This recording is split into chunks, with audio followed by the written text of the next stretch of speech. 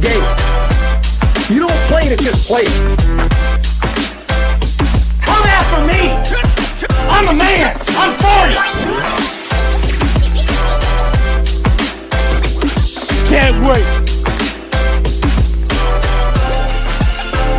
Let's go!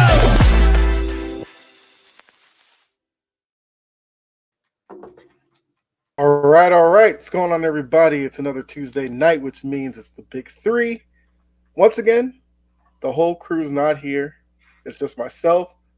But instead of you having to listen to me for a couple hours, I decided to bring in my guy, Brett Garter 3. So, Brett, how you doing tonight? I'm doing great. How you doing today? I'm good. Can't complain. Not at all. It's NBA tip-off night. What's there to hate? I've been waiting for this for months. I know, and I can't wait to get into all of that. We'll talk about that a little bit later, but it's kind of crazy, the sports night that we're kind of in store for. We got Game 7 of the NLCS. We have the Frozen Frenzy going on with ESPN, where every hockey team's playing. We just finished the WNBA Finals, even though it's not tonight, but that just happened. Got the NBA tip-off, and we even had a crazy weekend in the NFL to talk about. So that's where we'll start, NFL, because we definitely have to talk about a couple of the games that went down. I know you as a Packers fan. I'll give you your spotlight to go off on your team for a little bit. For the first week in a while, my team actually won. Crazier things are happening. I don't know, but before we get into that, let's see. Daniel Berry, what's going on? Appreciate you tuning in. Mo, what's up?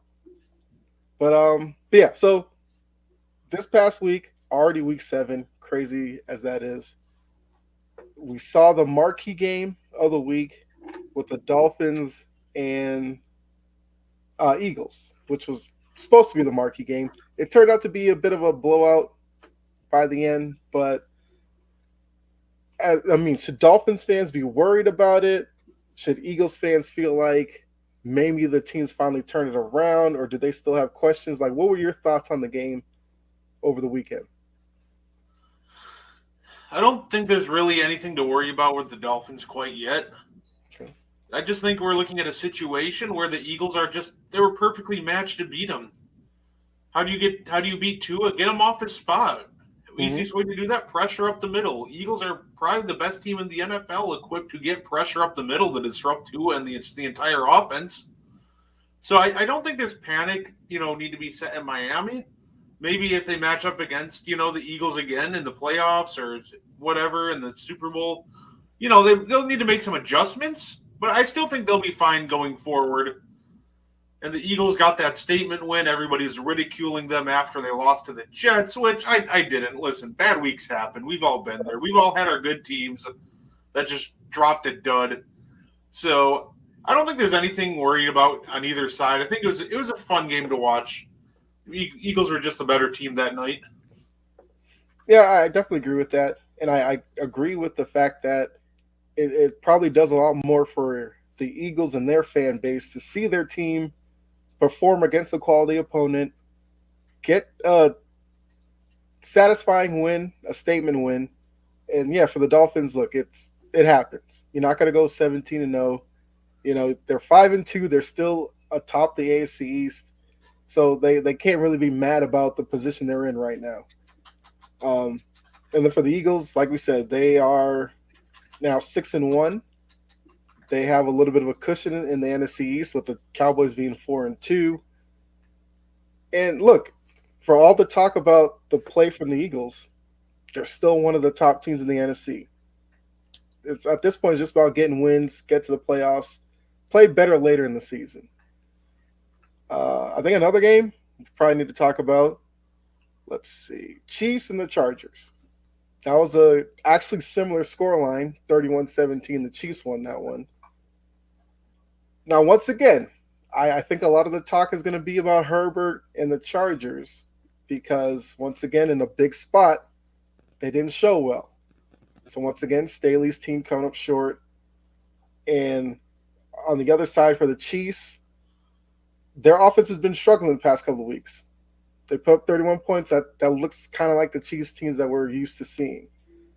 So looking at the Chargers, should they kind of like punt on the season at this point? Like it looks like it's not going to be the hyped up season that they thought with all that talent there. And is this kind of the beginning of the end for Staley? It should have been the beginning of the end for Staley last year when he blew that game against Jacksonville in the playoffs. I agree. Should they have punt on this season? They already did when they kept Staley aboard. Let's be real. That team's not going anywhere. He's a terrible coach. Yeah. Like, Justin Herbert is a phenomenal quarterback. He's an elite quarterback. I believe in Justin Herbert, but when you put just such an incompetent coaching staff and everything around him, you're setting him up to fail. Does he have pitfalls? I'm not saying he's perfect. Yeah, he has his fair share of mistakes. But at the end of the day, too, I think that you're just doing him a major disservice by keeping Staley in town. He's already proved he's not an NFL quality head coach. So I think that they're not going to punt on the season, but they pretty much already did the minute they announced he was coming back in the offseason. Yeah, look, the Chargers are a team like you feel like you want to root for them. They got the nice little logo. They got the color scheme that's dope. You got Khalil Mack, Herbert, Eckler, Keenan Allen, who's one of my favorite wide receivers, a guy who I feel like is a little bit underrated, underappreciated.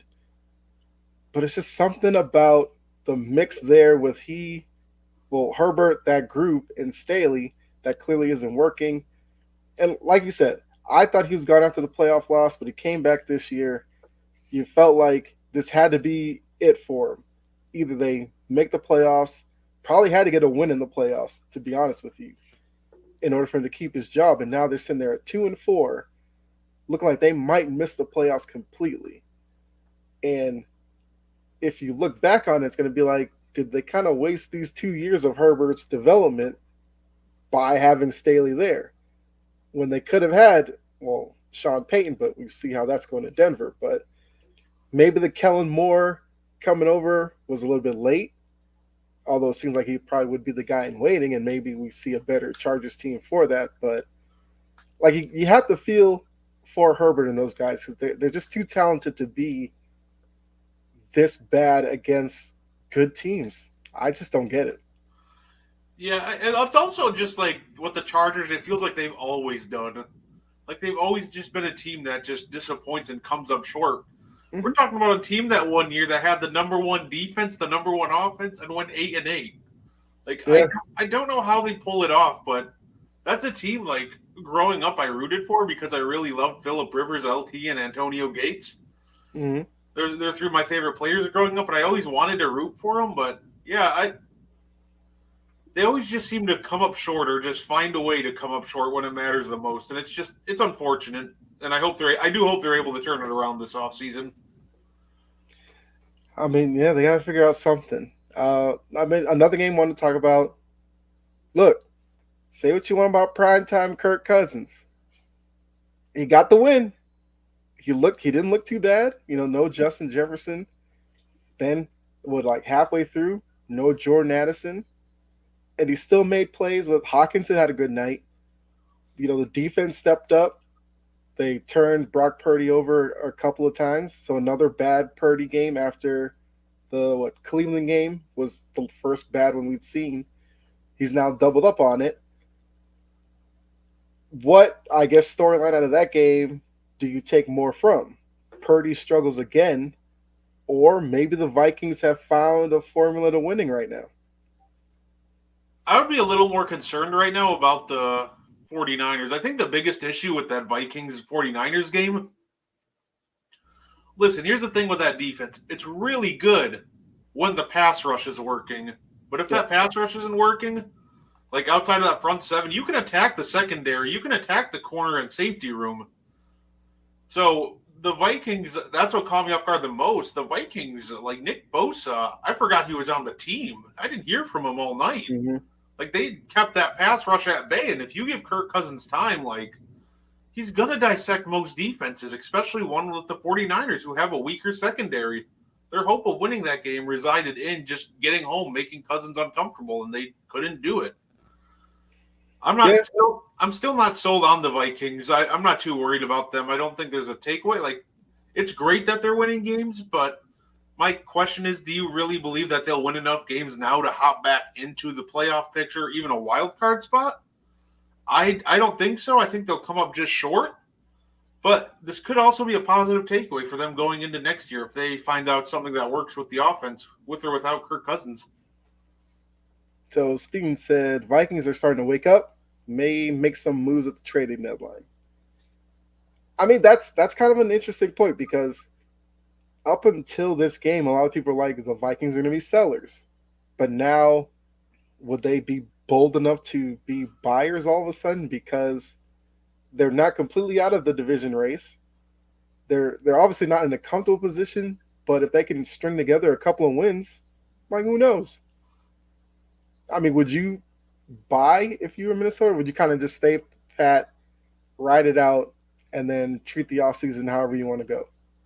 I think you just stay pat in all reality because you trade assets and you're on this run right now, but all it takes is one loss and that almost just knocks you out or just knocks you down real hard. So they have a crew right now. The crew that they have right now is what won them 2 in a row. I honestly, at this point, would just kind of ride it out with what's working right now. And as long as you can, I wouldn't move any assets because like 1 or 2 losses down the road and boom, although all those assets almost seem like a waste. Yeah, I mean, that's a good point. And look, we'll see if the Addison injury is that big of a deal. But look, I'm a big Kirk Cousins guy. I constantly try to take up for him when people talk about how bad he is or whatever. This is now multiple primetime games this season where he's performed pretty well. Maybe he can get away from the bad primetime Kirk and kind of rebuild his image a little bit. But I definitely like what I saw from him. Even the running game showed up in spots for them. No, I've always kind of been a big Kirk Cousins guy. Like even watching him, even though he's on the Vikings, even though I'm supposed to hate on him, but right. In all reality, I've always kind of been a good bigger on Kirk Cousins than most because he does put up a lot of good numbers. He's good enough to keep a lot of his teams in the games. Like the last year's playoff game against, I think it was the Giants that they lost like 38-35 or something like that. Mm-hmm. That defense was so porous, and the only reason that they were in the game was Kirk Cousins. A lot of people clowned him because of that check down on 4th and 8. Wasn't his best moment. But that doesn't undo the fact that for the first, 47 minutes and 50 seconds of football, he was the lifeblood of the Vikings. And that was proven multiple times last year when they had a bottom-ranked defense. They had an aging old defense, and Cousins led game-winning drive after game-winning drive. So I'm with you, honestly. I'm here for the Kirk Cousins uplifting. No Kirk Cousins slander here. Kirk Cousins slander-free zone right now. Well, I mean, what's up, Sijin, Jory? What's going on? Key, what's up? All right, so now, look, we talked about those games. I think we're going to give a little spotlight to our teams. I don't know if you want to talk about your Packers first or second. I'll leave that up to you. Or you want to attack them now? Sure, I can talk about the Packers. I mean, look, they faced the Broncos. We know the dumpster fire the Broncos have been. And I think now it's kind of turned into all of the goodwill and the hype that Jordan Love built up the first couple of weeks are completely gone. And now the conversation is back to, is he the guy? Should he be the starting quarterback next year? So as a Packers fan, how do you feel about Jordan Love right now? I still believe in Jordan Love. Listen, when it comes to Jordan Love, a lot of people are like, well, they're comparing him to Aaron Rodgers' rookie year, and the difference between his rookie year and Aaron Rodgers' first year starting, Aaron Rodgers had sure-handed guys. He had Donald Driver or Michael Finley. I believe he had Greg Jennings on that team. Jordan Love is right now in there with a lot of first and second year guys. That's an extremely young offense. Aaron Rodgers could do a lot of things in his first year that his receivers are smart enough to react to. Jordan Love, some of these throws, they're there. And a veteran receiver knows how to adjust, make the right adjustments to make the catch, or on that last interception.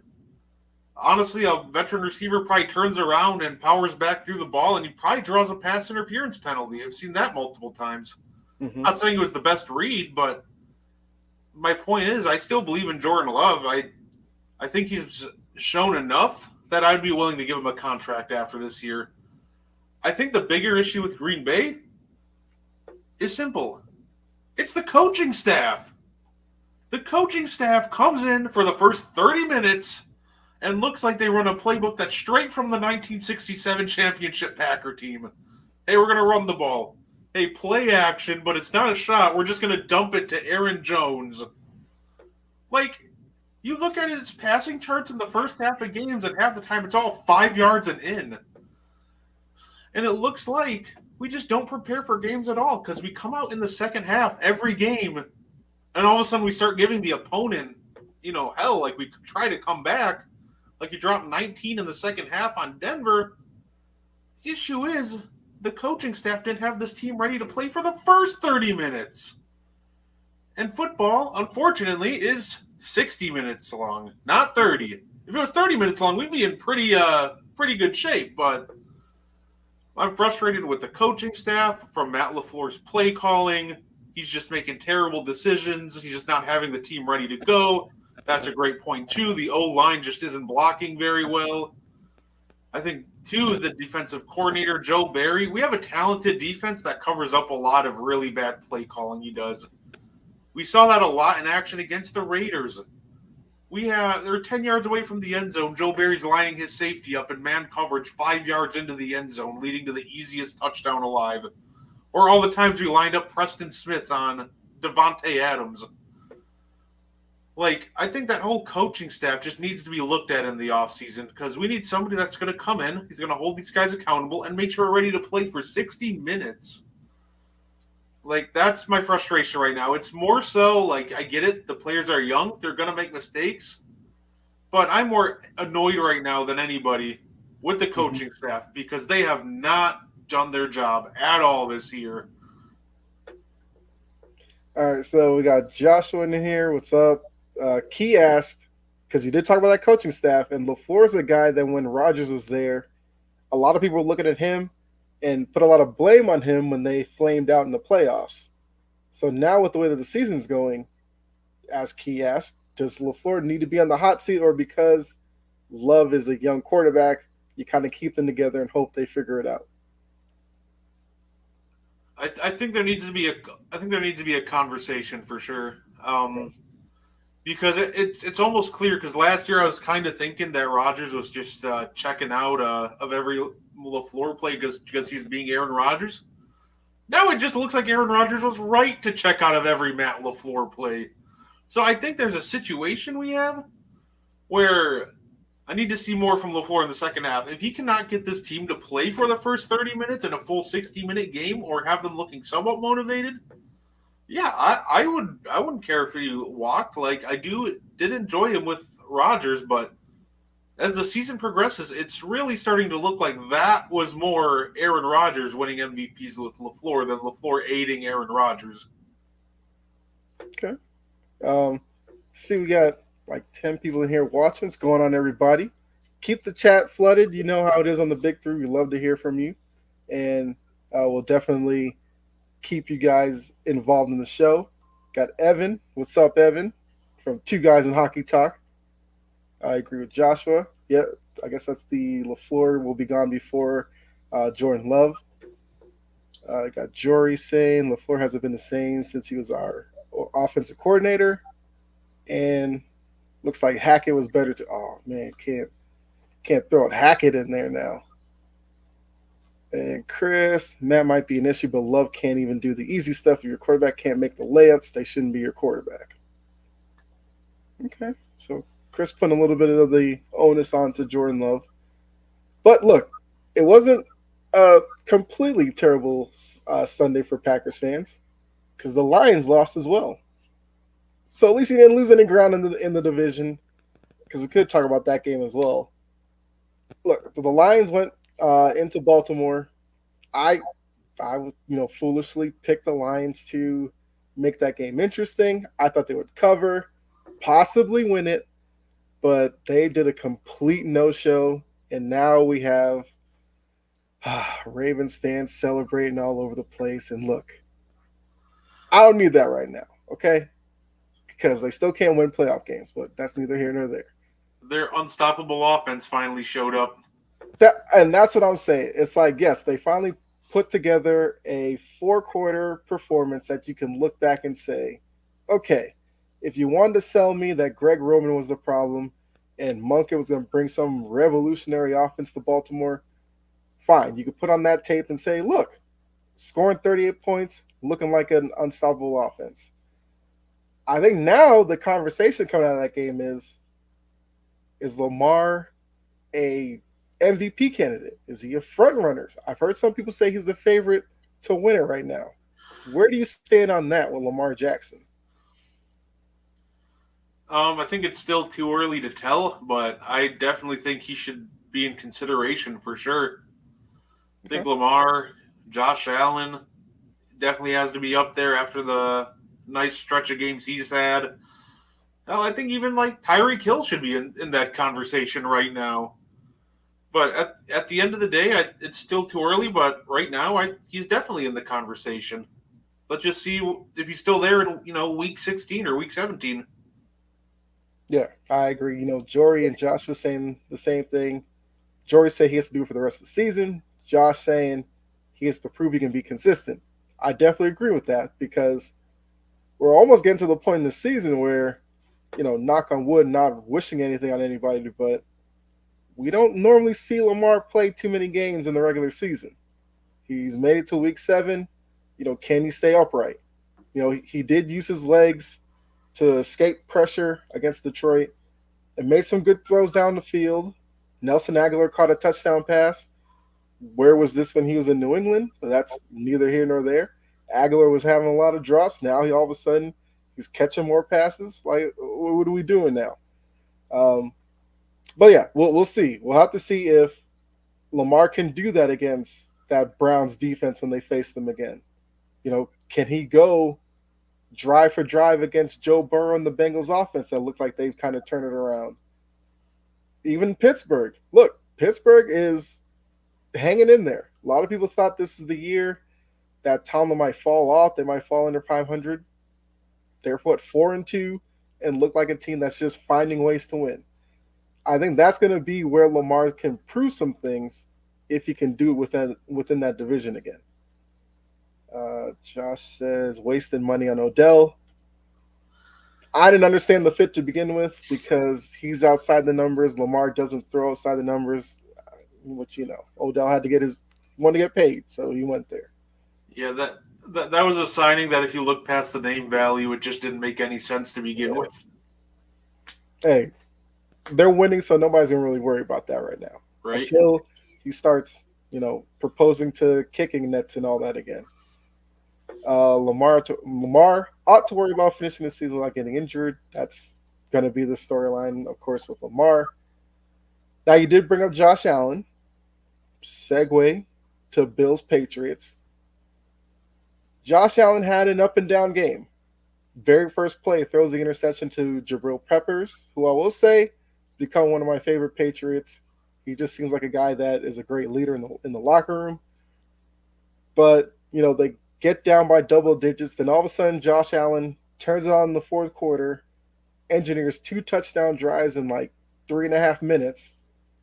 You thought that maybe Buffalo was going to find a way to escape with the win, only for Mac Jones to engineer a comeback drive, 75 yards, finish it off with a Gesicki touchdown for the Patriots to win the game. Gesicki does his gritty, I guess that's what you call it. To me, it's just a guy running around trying to do a gritty. But look, I'm not gonna steal his joy that he caught the touchdown pass. So looking at this game, I don't know, because Josh Allen is an interesting study because he has the arm talent. The decision making at times is a bit of an issue. But I think we can still say Buffalo is putting too much on his shoulders. James Cook had a decent day running the ball until they got down by double digits and it turned into Josh Allen 100% of the time. So I mean, how bad of a loss was this for Buffalo? We'll start there. It's definitely never ideal to lose to a divisional rival, and especially one that, in all reality, you should have beaten, you should have been able to handle. Mm-hmm. And I think losses like this are going to continue to happen. That's the issue with the Buffalo Bills. When they get up, they don't have the running back to control the clock. He's going to give teams chances to come back into games. Or they're just one-dimensional. They're going to just go down double digits because teams know how to game plan for them. Josh Allen's a special enough talent that he can cover up for a lot of deficiencies. And a lot of the time he's going to pass it, but he'll still find a way to make something happen. But unfortunately, that runs out after a while. That's not something you can rely on is just all the time. Just, all right, Josh Allen, go cook. Mm-hmm. Like, that'll work. But we've seen it. Once you get to the playoffs, you're going against the elite teams and the elite defense, your luck's going to run out. This wasn't a good look for the Bills, and it just showed once again for another year. They are putting too much on Josh Allen, being the biggest threat in the pass and run game. And I just hope they're able to get some semblance of a balance because I don't want to see him run the ball too much and then end up like Cam Newton where a couple bad hits and messes up his shoulder and then he's done. I do like the talent. I just hope they protect it. Yeah, and that's something Buffalo's going to have to figure out. They're sitting at 4-3. I believe they only lost 3 games all of last season. So like you said, there's more losses coming. Will this team be able to deal with that? Because we saw in the offseason, there was a little bit of a thing between Josh Allen and Stephon Diggs that, Coach McDermott came out and said, oh, they've fixed it. And yes, it's easy to say that when they were winning, but now that they're 4-3, hovering around 500, if they kind of stick around as a 500 team, will we hear more of that, coming later in the season? But looking at the other side, my team got their second win of the season, so 1-16 is now out the window. Thank you. I mean, we'll see how many more games they can get because, look, I was encouraged by what I saw. Mac had a very efficient day. He was, 25 for 30, like 270-something yards, a couple of touchdowns, no interceptions, which was big. We saw Zeke running the ball effectively. We saw Ramondre Stevenson run the ball. He caught a couple of screens, looked good. Demario Douglas, who's a guy that not a lot of people know, 6th-round pick out of Liberty. Looks like he's going to become a featured part of the offense, which I'm happy for. But now it does make it look like Juju might not be the golden ticket that we thought when they signed him in the offseason. Devontae Parker seeing decrease in his snaps. Jalen Reagor, who I didn't even know was on the practice squad and then got elevated, looked okay. Now it seems like Bill O'Brien's trying to implement some speed at the wide receiver position. Not mad at that either. So, from the Patriots' perspective, did this tell you anything about Mac Jones? Or do you still feel the same way you did about him before this past game? I guess basically, do you think he could be the starting quarterback for this team long term? I think he could be. I think he's shown flashes of being that guy. I think, in all reality, I think a more realistic expectation, and because I need to see him do it more on a consistent basis. Mm-hmm. But I think right now I'm still considering him as just his ceiling being more of like a higher end game manager. Okay. But at the same time, he's shown flashes of being able to lead teams and kind of, carry for small stretches. So if he shows more of that, then I think we can change the discussion. And the touchdown drive was a really good start to that. But I just haven't seen it enough to really kind of elevate him above, my ceiling of him being high-end game manager. Okay. Yeah. I mean, that's definitely valid. I will say that a lot of the talk about the locker room getting frustrated for him and all that kind of stuff. Look, at the end of that game, all the players going up to Mac, congratulating him, hugging him. It looked like a team that rallied around Mac, performed for him, and was happy for him. And I think that's something that we heard before this season, that his teammates really like him. They like the fire he brings. They like, the intelligence he has as a quarterback, and they want to see him do well. I think that's something that could carry them over the next couple of weeks. I mean, they do have a tough game against the Dolphins next week, which we'll see how that goes. Chris, if you're still in here, we're coming for you. All right, we'll let you off the hook the first game, getting that one back. But I think the last thing before we move on, we also heard about a Belichick contract extension. What'd you think when you heard about that? Good for him. Listen, I think Bill deserves to retire on his own terms. People are going to say, well, what has he done without Brady? To me, it doesn't matter, because to me, Belichick and Brady were a perfect symbiotic relationship that benefited a lot from each other. Yeah, he's had a couple of rough years after Brady, but out of that he still led Mac Jones to the playoffs in his rookie year. Mm-hmm. He's still a good coach.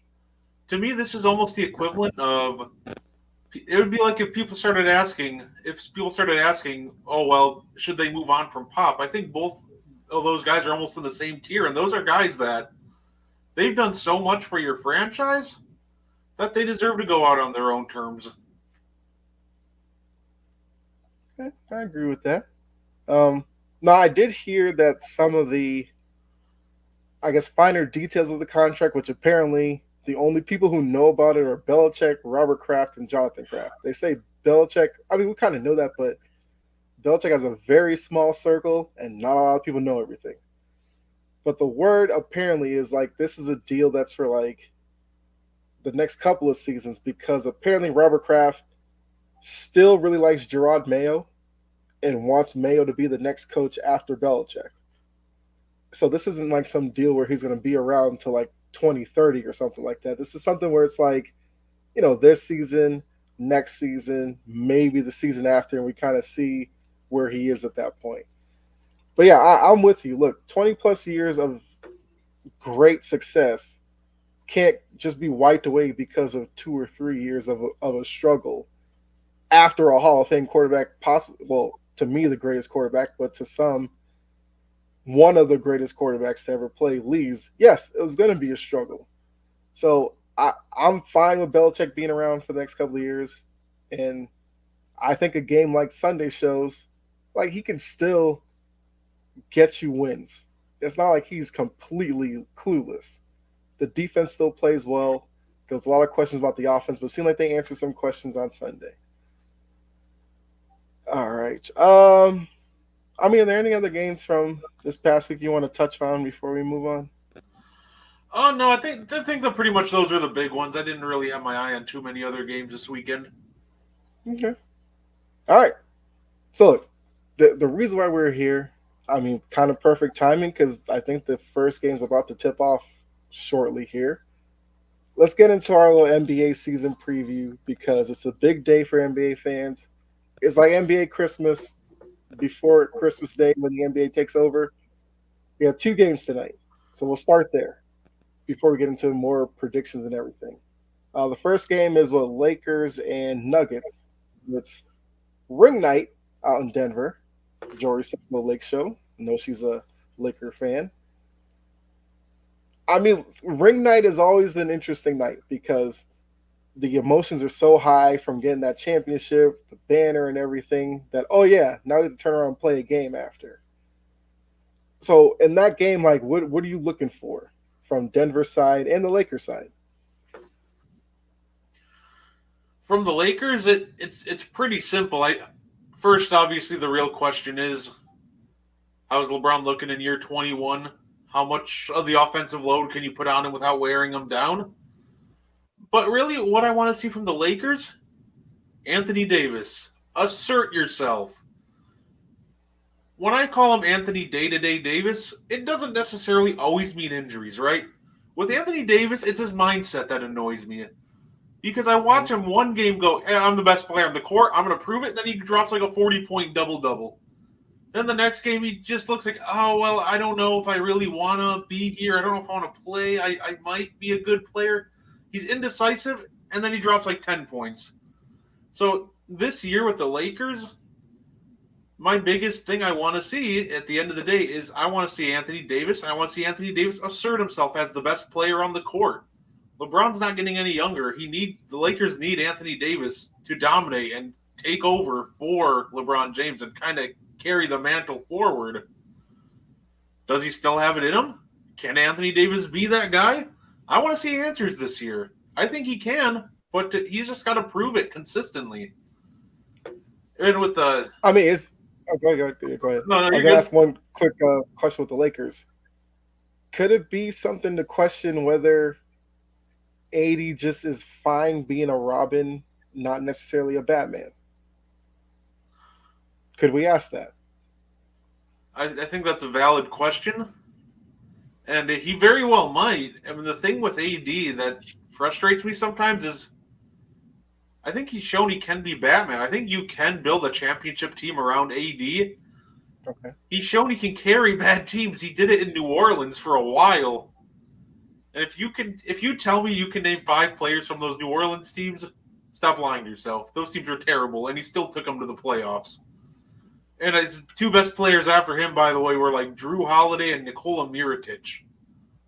So I think that Anthony Davis can absolutely be the guy to carry the Lakers forward, but he just needs to find like that New Orleans mentality where he went in against the Warriors even though they were outmatched and gave Draymond Green 30-plus points a night.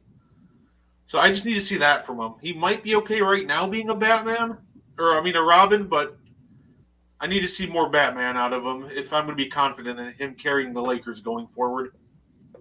Okay. All right, well, I'll let you go ahead with your Nuggets take.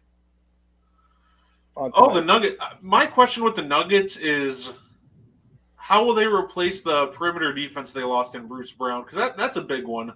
I think the Nuggets are still going to be fine in all reality. On offense, as long as you have Nikola Jokic, you'll always be fine. You'll always have a top 7 offense minimum with Nikola Jokic.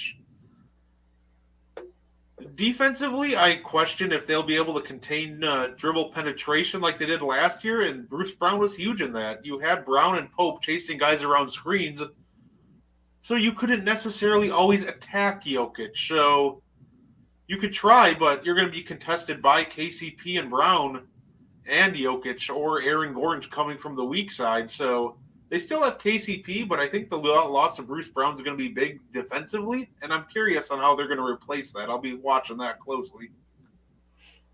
Yeah, I mean, look, the Bruce Brown subtraction shows they put a lot of faith in Christian Brown to take a step forward because he did have his moments during that title run. And, I mean, I agree with you. We'll see how that plays out over the course of the year. I mean, looking at tonight, who do you think wins tonight?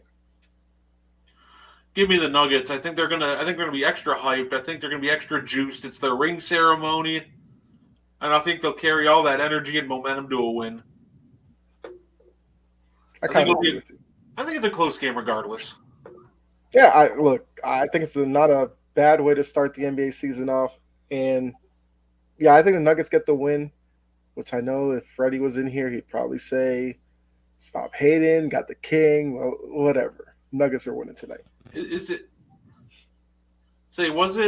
Are the Nuggets playing the? Oh, I got it backwards. Warriors, or are they playing the Lakers? I think it's Suns Lakers.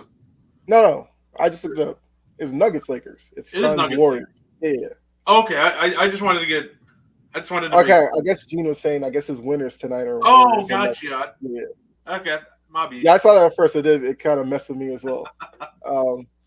Yeah, I mean, look, it's gonna be interesting to see because Denver won the title and then kind of became back page news while all this other stuff is going on in the offseason. So they're going to kind of reintroduce themselves like, hey, we won the title. We're still pretty good. And Phillies. Okay, so he's just giving us the winners. Nuggets, Warriors, and the Phillies. For the Lakers, it's a season where they're trying to build off of the second half of last season. First half was terrible. Lakers fans can agree with that. Most of them. But the second half, they showed a team that has some depth to it and can play with the big boys in the West. They made some additions as well. I mean, Jackson Hayes, Taurean Prince. They didn't bring in necessarily big names. They brought in depth filler role players. We'll have to see how well they do. but are the Lakers the third best team in the West? Or are they second best? I don't know where you put them. Where do you think the Lakers rank to start the season off in the West hierarchy? See, that's an interesting question because do I think that they'll finish like third in the West at the end of the year? I don't think so. That's team. I think they're going to end up having to rest LeBron and AD enough that it's going to knock them down, lower than the third seed. But I do think that is around the second or third best team in the West. The Lakers do look legit. I think they made all the right moves this offseason. They didn't chase star power. They chased fit around LeBron and AD. The only signing that was, and even like the worst signing that they had, you can argue was like Jackson Hayes, but Jackson Hayes isn't playing any meaningful minutes. So it's not like we really care about that. That signing isn't a big deal at all for me. So I do like the Lakers offseason that they had. Okay. Yeah, I mean, that's true. I like bringing it up because Mo just says he's out there for cardio, and I think it's hilarious.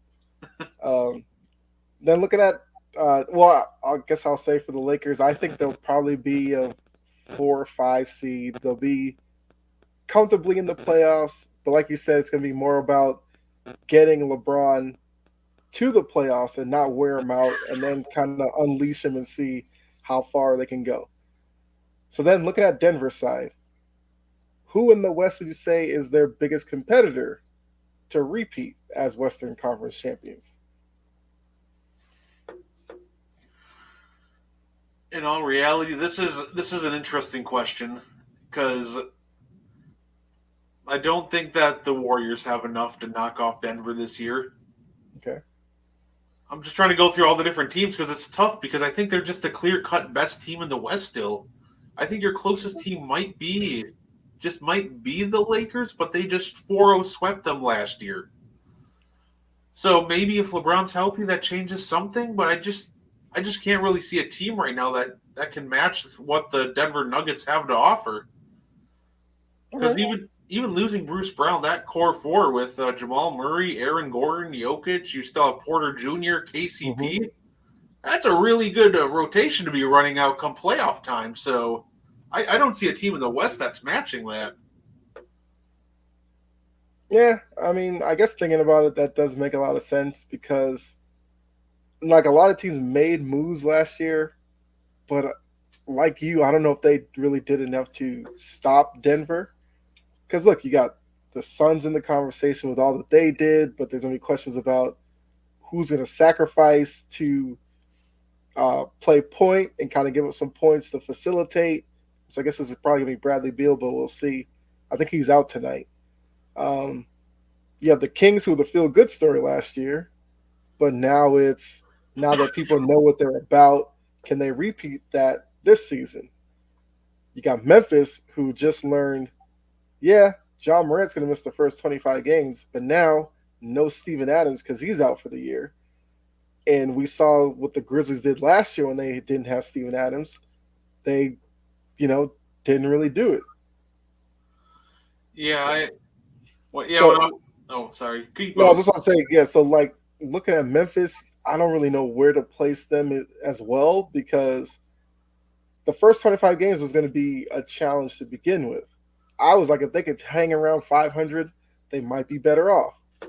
But now without Adams there, it puts more on Jaren Jackson to be, that guy in the middle to protect the rim, score under the basket and all that. And I've got my questions about him.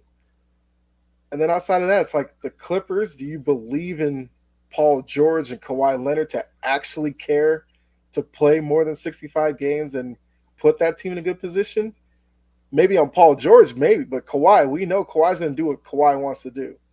If he wants to play 50 games, he's going to play 50 games. He could care less about the 65-game threshold for postseason awards. And then it's like a bunch of teams, like you said, Golden State, Minnesota. What do you make of them? Anthony Edwards is a budding star, but the Gobert-Karl-Anthony Towns pairing still is terrible on paper and on the court. So what becomes of them? The Pelicans have a lot of talent, but their biggest question mark is Zion Williamson. And I don't know how much faith we could really put into him. So I kind of agree with you. The Nuggets are probably the clear-cut front runner. I was gonna say, honestly, when it comes to Memphis, I have questions about Jaren Jackson Jr. too, and I think that's going to be their downfall. I think if they're going to go to the playoffs, I think they're still good enough to make it. They're going to run into any team with any semblance of size, and Jaren Jackson's just going to get cooked on the boards again. He's already shown he can't rebound over bigger defenders or just rebound that well in general with any sort of pressure. So, and with the Phoenix Suns, I don't even think they'll make the Western Conference Finals this year. Okay. I mean, yeah, that's.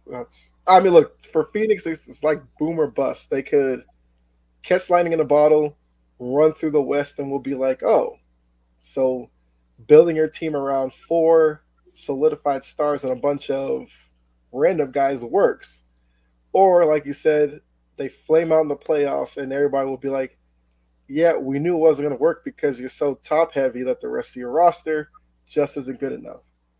Which I guess we could transition to the second game with the Suns versus the Warriors. So with those two teams, I guess we kind of talked about them already, but the biggest question mark we could say for Phoenix would be the rest of the roster outside of the big 4. Are they good enough to hold up? What's the biggest question mark, I guess, for the Warriors season this year?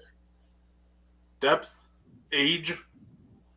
Your big addition was Chris Paul. Do you trust Chris Paul to hold up in a playoff run? He's already shown he can. Yeah. I think they also have a great starting lineup still. Klay Thompson, I think the talks of his demise last year were a little exaggerated because he still had a great year. But I think the bigger issue with Klay is it's just defense. He's lost a step on defense, and now this year they're going to try to match him up against power forwards. He's going to get overwhelmed. I think that's going to be, if anything, their biggest issue is if Klay shows any more signs of regression on defense, that's going to be tough to compensate for him and Steph. And you can bring Kevon Looney out of the paint and make it work at the rim against them. So overall, I think the biggest question mark is going to be depth, but it's also going to be age and regression is what's going to kill Golden State in the end. Yeah, I mean, Golden State's in an interesting position. Like you said, a lot of people are writing them off, but they still have enough talent there to make some noise. The Chris Paul part, it's like, obviously you think he's going to run the second team, but is he going to be there in the end? And if he's not, then what does that do to the rest of the team? You know, can Kuminga step up? Was it Gary Payton II? Like some of these guys, the younger players are going to really have to carry for those nights when maybe Curry doesn't have it or Klay defensively to back him up. Because, the whole thing about Klay playing the 4, I feel like that's a recipe for disaster. Unless I can't even think of a team that would work against playing the 4. Because most teams either have really athletic 4s who would just kill him athletically, or they have big lumbering guys at the 4 who will just bully him. So I don't understand what Steve Kerr thinks is going to work putting Klay at the 4. That's just not going to work at all. I get trying to switch everything, but you're going a little too far with that one. He's just going to get cooked every time down low. Yeah, I definitely agree. But look, we'll see. Steve Kerr is a brilliant coach. If he makes it work, I won't question him. All right, so we looked at the 2 games from tonight. You know, once again, this is a season preview for the NBA. You know, if you're in here, make sure you like, subscribe, and share. Definitely appreciate that. Let the chat flow again. Keep it coming. All right, so I guess we'll continue with the West, and then we'll go to the East, and we'll kind of go back and forth on, breaking down the teams' playoffs and all that. So in the West, what's a team to you that maybe was at the bottom of the West who could surprise some teams and make a move up, kind of like what Sacramento did last year? I think the answer to that one that would catch a lot of people off guard is probably the Minnesota Timberwolves. Okay. I think that team could make a leap as long as Karl-Anthony Towns is healthy. Do I think they're a title contender? Absolutely not. Do I think that they could win 50 games and make a surprisingly deep playoff run?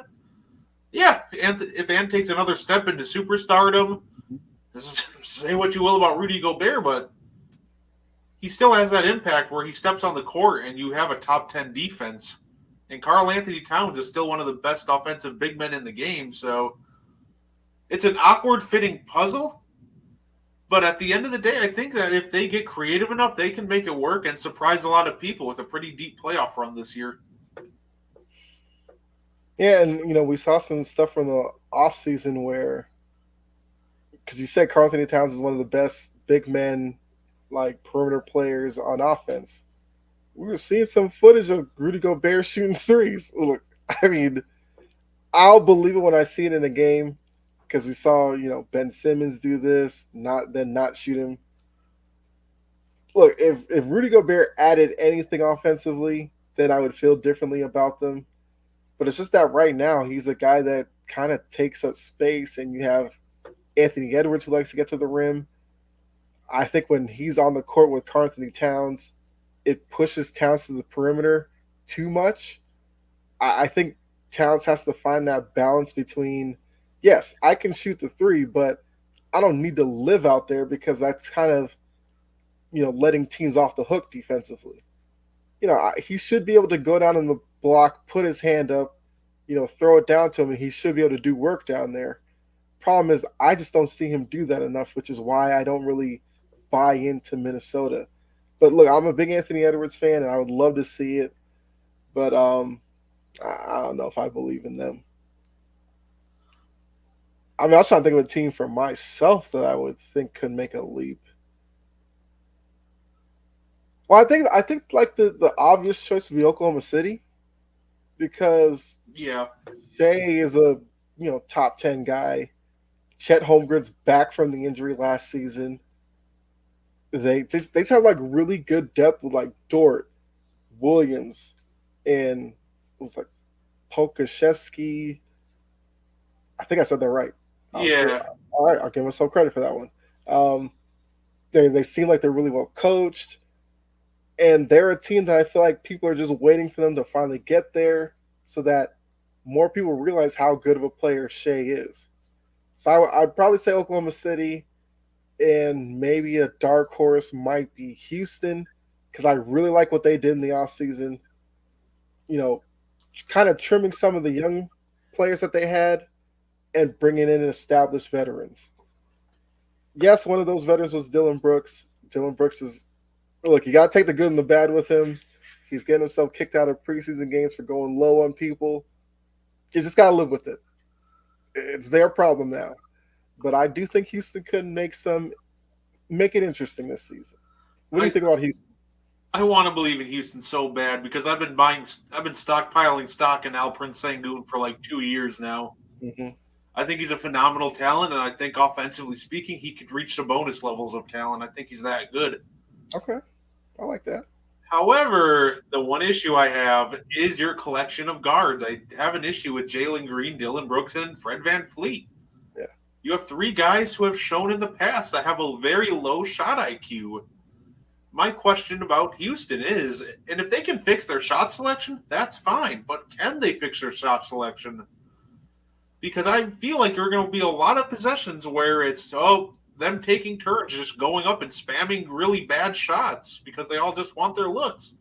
I think Houston has some fine pieces. Sengun, I think Jalen Green can still be a fine piece. Tari Eason, I think, is a great piece too. But my question with Houston is, I want to be high on them. I want to be higher than them than I am. But I just don't know how that offense is going to work. And I have a lot of questions and reservations about it. I think it's all valid. Yeah. Look, I kind of like them because, one, they have Jeff Green, and Jeff Green's one of those guys I always root for. Would have loved to have seen him work out with the Celtics in one of his many trips to Boston. I think he had like 2 stints with them. I would have loved to see him win his title in Boston, but he got in Denver. It's all good. But yeah, VanVleet is a guy I'm not really that big of a fan of, but I understand why they went and got him, because he can get you buckets. You will have to worry about him defensively and trying to hide him and everything like that. I guess that's why you brought in Dylan Brooks as a perimeter defender, and maybe that helps out. But it's going to be a challenge for Ime Udoka for sure to get this group to kind of come together early in the season with so many changes being made to the roster. I want to see like what kind of game plan he implements with them. Like what's their style? They could be, they might be one of those teams where it's like you're sitting there on League Pass, you'll tune on to Houston because it'll just be entertaining to watch. Whether they win or lose, you'll have fun watching them, and maybe that's what they are this season. I don't know. All right, so I guess we could go through the West. I guess I'll run down the teams and we could say, are they a contender? Are they a play-in? Or a pretender, and probably sitting at the bottom of the West? We'll have some fun with this one. All right, so start the Pacific. I'll just work my way down. The Suns. They're pretenders. They're going to lose in the second round. I don't. We questioned the Bucks defense, right? Because they got Dame, but at least they can build something around Giannis and Brook Lopez that can be sustainable. Mm-hmm. I have a lot of questions about Phoenix's defense. I really do. I think that really just might be the worst defense in the league or close to it. Like, Bradley Beal's not a stopper. Devin Booker is actually a much better defender than people give him credit for. Yeah. But that's about where that ends. Nurkic isn't a good defender. Kevin Durant is potentially your rim protector and your defensive anchor in year 17. I'm not buying it. I don't buy this. I think that your whole strategy of just outshoot everybody, it never works. It didn't work for the 80s Nuggets. It's not going to work now. It didn't work for the 7 seconds or less Suns. It's not going to work for the 2023 Suns. So I think they're a pretender. I agree, pretender. Yeah, like you said, a lot of questions about even offensively, like how do they share the ball, share the scoring load? Because we know that Durant can score, Booker can score, Beal can score. How does it work with the three of them on the same court at the same time? And they did a great job getting pieces outside of them. They did a lot better than I thought they would. But, yeah, I'm not buying into that roster, so I'll agree pretender. All right, next up, the Clippers. I'm going to go with pretender. I want to say contender, but that all consists if Kawhi Leonard's healthy. And I cannot buy that anymore at this point. He looked phenomenal in the 2 games he actually played in the playoffs last year. But until I see a healthy Kawhi Leonard, pretenders. But I'll buy them as contenders if Kawhi's healthy this year. I'm going pretender. I like Paul George. But, yeah, it's just too much to ask for all of those guys to stay healthy and be healthy at the same time. Because I feel like last season it was like George would play, then he'd go out, then Kawhi was playing, that he'd go out, then here comes George. They need to play consistently together before I can say they're contenders.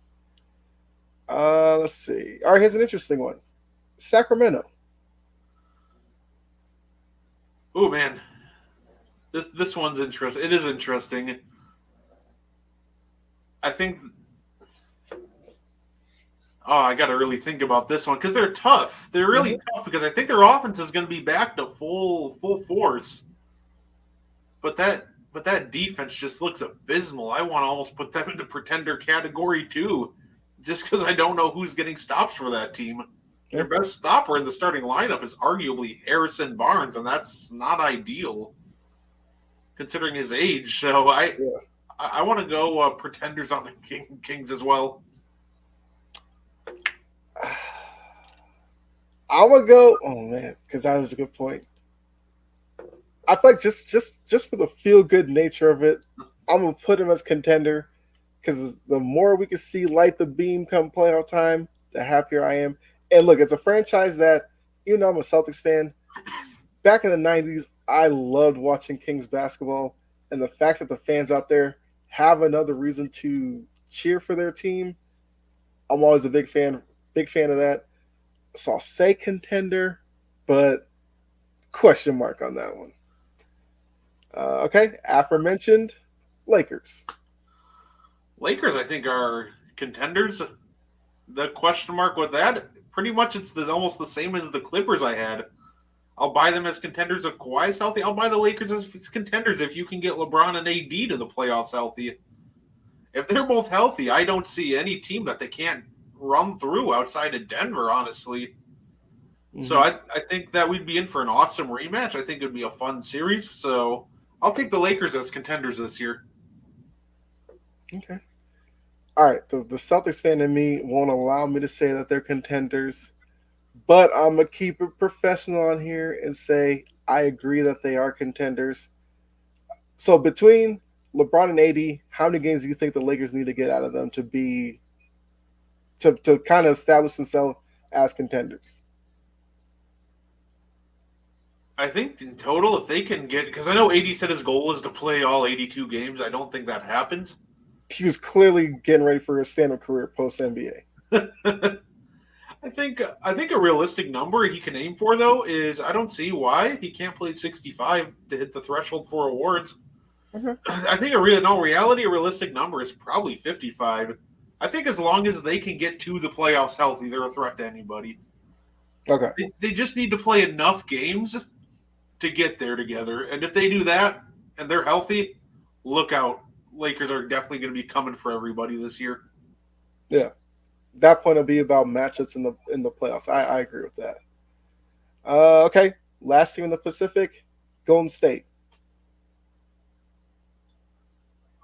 Oh, I will give Golden State and Steph the respect they deserve. I'm gonna go with contenders. I do like the pieces that they have. I do think Gary Payton's a phenomenal piece. Andrew Wiggins, Draymond. That's a nice core to a defense right there. If you need to sub Clay out, but even Clay last year, he's still 20 a game, elite 3-point shooting. He still has it on offense clearly. If Chris Paul can stay healthy, and I know that's an if, but him and Kuminga should actually run a really good bench unit. So, health permitting, I'm going to say that they're contenders this year. Look, I wanna root for Steph Curry because I just love how Steph Curry just gets LeBron fans so heated. I think they're pretenders only because I just don't know about the Chris Paul fit.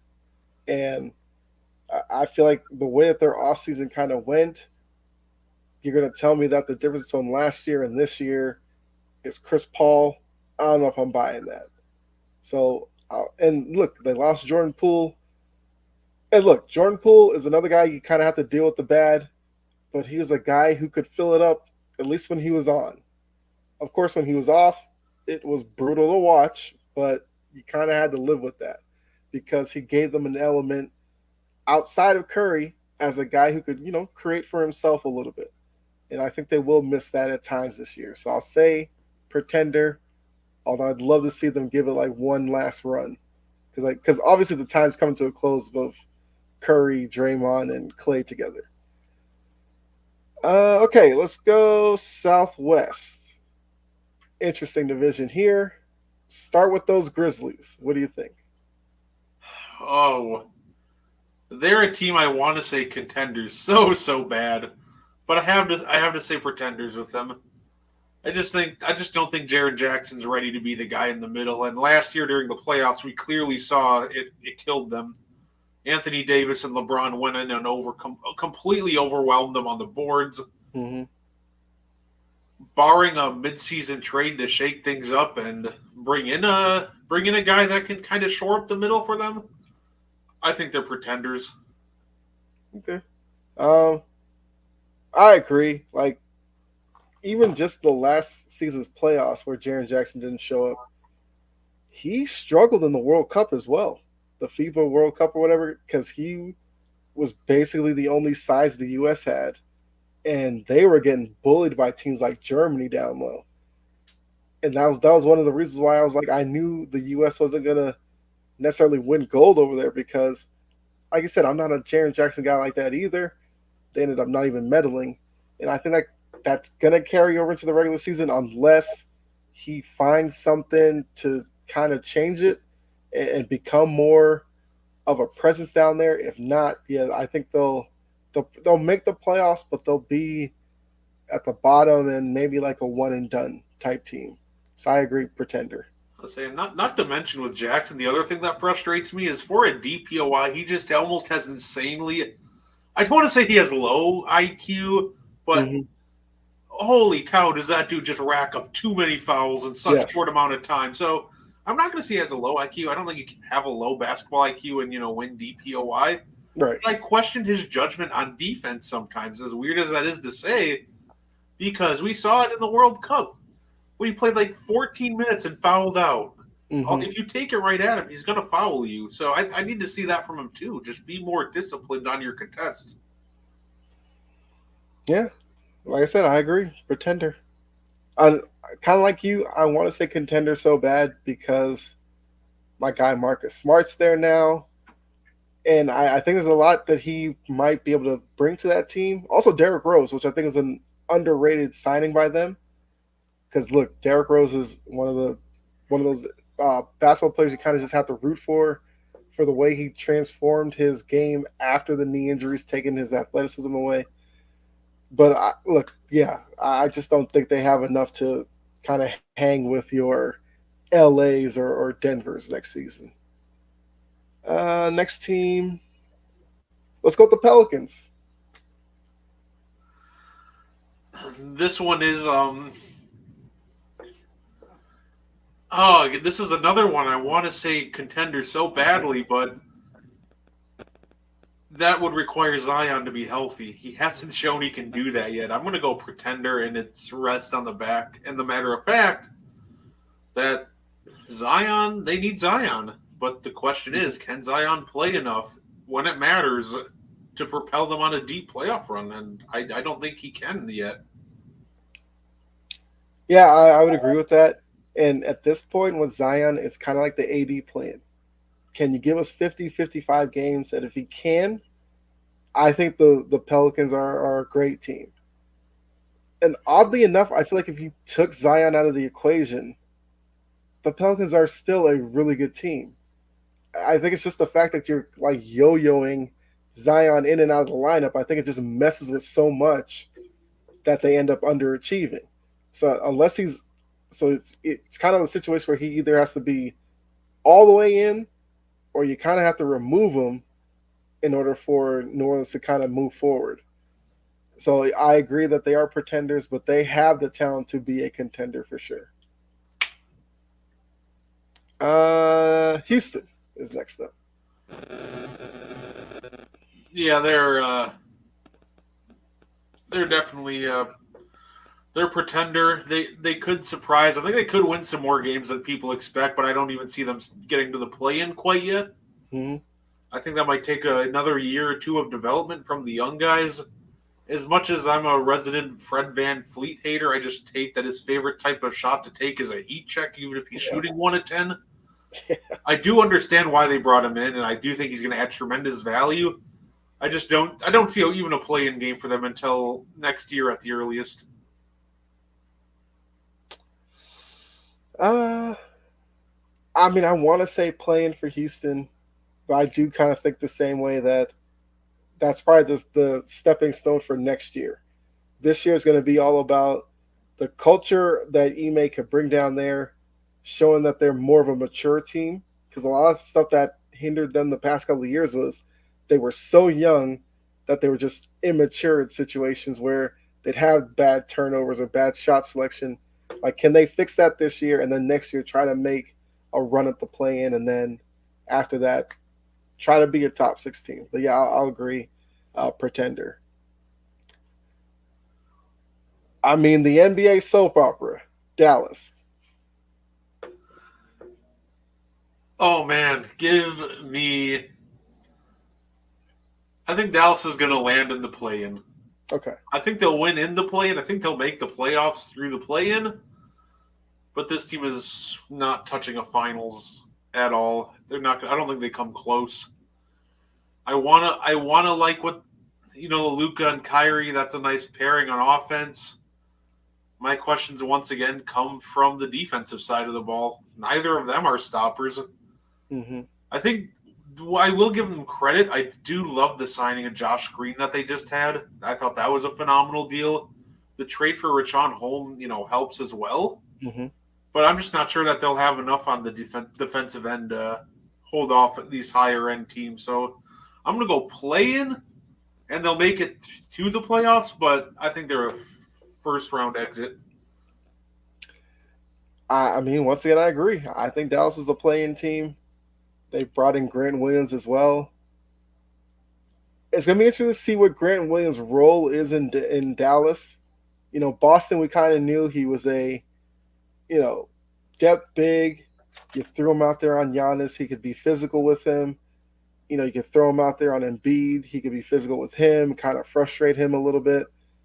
But now that he's, knocked down the occasional three, although his three-point shooting did slip last season, will he regain that in Dallas? Which, if he does, I think will be a big help to them. Because when Dallas gets in trouble is when the offense becomes Kyrie, Luka, make it happen. We're just going to stand here and watch. If they can get some movement in there and guys like Grant Williams could hit shots from the perimeter, then, yeah, they could maybe be a 6 seed and avoid the play-in. But, yeah, I think the way the West is setting up, they're probably clearly a play-in team at best. All right, let's round out the Southwest. Those San Antonio Spurs. Good old Victor Wembanyama. They're pretenders. I think they're going to need another year of development from Wemby. I do think that, he's going to come in. He's going to win Rookie of the Year. There's going to be a lot of good highlights from him. And I think you're going to see a leap from guys like Devin Vassell. I think there's a reason they extended him. He's a very good player. He's just one of those unsung players. But I think you're looking at a situation, this team's just too young. So I think they just end up missing out. Okay. I agree. Pretender. Now, you said you have Wemby winning Rookie of the Year. I actually think Chet wins it. One of those second-year guy missed the first year. They seem to find a way to win it. I think it's going to be an interesting race, but I would probably give it to Chet. All right, the Northwest, Minnesota. Pretenders, but they do much better than everybody else thinks. And a lot of that does come from the fact that I think this is an Anthony Edwards takes another leap into superstardom this year. And I think his offense is just going to mask a lot of what the Timberwolves just can't do. I don't think they're beating the top teams in the West, but I could almost see them making a nice run to the second round, or if they get the matchups right, maybe they pull a 2021 Hawks, or maybe they make a surprising run to the conference finals. But overall, I think this is a team where they're pretenders. They're not winning a title, but I think they're going to be better this year than a lot of people expect them to be. Okay. I have Minnesota as a play-in team. Whether or not they get out of the play-in, it'll probably depend on who the other, two teams, since we both agree that Dallas will be one of them. Whoever the other two teams are might decide whether or not Minnesota makes it out, but I think they'll probably be like the 8th seed and be one of the favorites to come out. It's whether or not who's 9 and 10. I agree. I think Anthony Edwards makes a step. Like, looking at this right now, you think Anthony Edwards is like a top 20 player, top 15? I'm pretty sure he's not top 10 yet, but where do you kind of have Anthony Edwards right now? If I had to rank right now off the top of my head, I would put Anthony Edwards as he's probably hovering between that 15 to 20 range. Okay. I think this is a year where he jumps right up to almost the top 10, like that 11 to 12 spot. I think he comes really close that people say that this dude's almost a top 10 player in the NBA. Okay. Yeah, I agree with that. All right. Look, they got rid of Dame. Let's talk about Portland. Where do you see them going? The lottery. I don't know what else to say about them. Their offense is just really awkward. I think it's going to be fun in the sense that I think you have a young team that's going to push it in transition and get a lot of highlight dunks. Like Scoot, Matisse Thybulle can run. They have guys that can run. And, Simons is going to, occasionally get hot and give you a nice shooting night. But I think this will be a fun League Pass team to watch, but this is a lottery team. Yeah, I agree. They're going to be a team that when they run, they'll look good. You get them in the half court.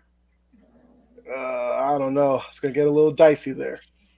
I mean, they probably could flirt with a play-in spot.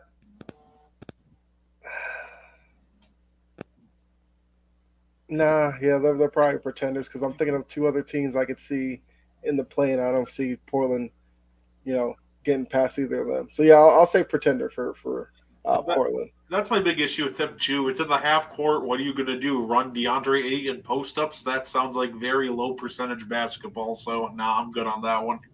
Yeah, right. I'm assuming it's going to be pick and roll, scoot Ayton, see what comes of that, and if you get it to Ayton, kick it out to Simons. I don't know. We'll see.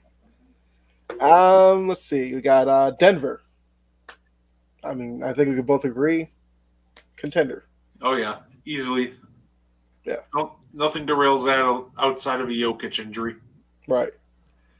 Okay, Oklahoma City. I think they're a play-in team. I agree. I think it's going to be close. I think they'll be in it all year. I think it's a team that might come out hot. They are a young team, so I think they'll kind of just slow down towards the end of the year as the games start getting more intense, because a lot of these guys, some have experience in, big games, but I don't know if they have enough experience in a lot of these big games at the end of the year to push themselves into the playoffs and, start winning playoff series quite yet. But I do think that this is definitely a play-in team this year, and they're definitely going to be a team to look out for in the future, especially with 39 picks. Yeah, it's crazy. Like all the young talent that they have, and they just have so many assets down the line that they could either package some of them and bring in a difference maker, or the way that they've been drafting, they may just end up drafting a bunch of really good players and just going the young route, and kind of like the Orioles in baseball, and then waiting it out until eventually they all click simultaneously and become a really good team. All right, final team in the West, Utah. Utah's interesting. I think I think they'll just fall short of the play-in. I think, you know what? I'll actually mark them down for the last play-in spot. I do have some faith in Utah. I think Lauri Markkanen's on the best contract in the NBA. I think that's a tough one to compete with. I think that John Collins, too, is going to be big. I think he's going to have a resurgent year. I didn't like his fit in Atlanta. I don't think he's a guy that can just stand around and spot up on the perimeter and wait for Trey to do something. That's just not John Collins' game. Yeah. I think they have enough interesting and young pieces in there that'll take a big enough leap that they're going to be flirting with that final play-in spot, and I think they'll get it. Once again, I agree. I have Utah as a play-in team. I think we agree on the play-in teams with Dallas, Oklahoma, Utah, and who was the other one?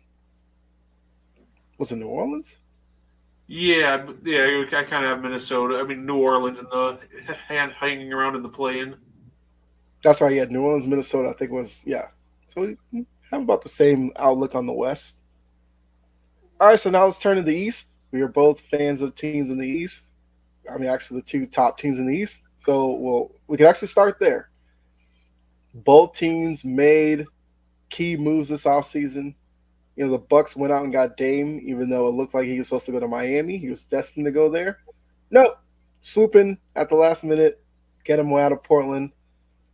Then they gave Giannis the extension after everybody was starting to speculate. Giannis is putting the team on notice. Giannis doesn't want to be there. Well, he just signed a 3-year deal, so obviously he was fine with staying in Milwaukee for the next couple of years. And then on the other side, you had Boston, where they answered the Dame Lillard deal by getting Drew Holiday. And they also turned around and got the unicorn Porzingis. So looking at those two teams, like I said, you're a Bucks fan. I'm a Celtics fan. How would you rate those two teams right now going into the season? Oh man, so I'm trying to do this right, and I'm trying to do this without being biased, because I think that's the hard part with this question. Yeah, Obviously, mentally, I'm like, yeah, Bucks number one, baby. I do think that the Bucks have questions about their perimeter defense. From what I saw in preseason with Dame and Malik, they really frustrated me because they play good perimeter defense for like the first 15 seconds of the shot clock. But the slightest pump fake, they're always jumping and then putting themselves in an awkward position, and we can't recover. Mm-hmm. I do believe in the Bucks being the best team in the East as long as we can kind of get that out of their system. If we can take everything and funnel it in to Giannis and Brook, I think we can put together a good enough defense around them that remains in the top 10. So I still believe I'm going to sound like a homer here, but I'll take the Bucks as the number one team in the East. It's not a bad answer because the Celtics have probably been the best team in the East and matching up with Milwaukee, but a lot of that was Al Horford, Grant Williams, I think even Robert Williams a little bit being thrown at Giannis to get in his way. Two of those guys are gone now, so now you're looking at Horford and I don't know who they'll throw on him. Maybe this new guy. Was it Keita, who came from Sacramento, who I really love. He's a big body, very athletic guy. Maybe he fills it in for that Grant Williams role. But, yeah, it's not that bad of a pick to say Milwaukee because you still have Giannis. When you have Giannis, you always have a shot no matter what. He's just one of those competitors, and that's what I love about him. Selfishly, I'd probably say Boston, only because – I'm not a Dame guy, and I really think the Drew Holiday move was key for Boston. Like, if they didn't get Holiday, I'd have gone Milwaukee easily because the questions would have been late in the game, Tatum and Brown, are we going to run into the same issues we've seen in the past few years where they don't make the best decision? Well, now you have Drew Holiday who can fix all of that. Drew Holiday, if they're kind of going a little wayward, he can be like, give me the ball, go there, let's actually run something. And I think that's where he's going to be such a good addition. And for Porzingis, if he can repeat what he did in Washington last year, even better. He played 65 games. I think he had like his career high in points per game. And from what I've seen in the preseason, his 3-point shot is like automatic, which is crazy. And it's a really quick release as well, so I think that's going to play well. And he's shown some moves off the dribble. So I'll go Boston, then Milwaukee, but I think they're clearly the two best teams in the East. I'll say I do have a Celtics question for you about Kristaps, because that's my only question about the Celtics is Kristaps Porzingis, which might sound weird because he was phenomenal in Washington.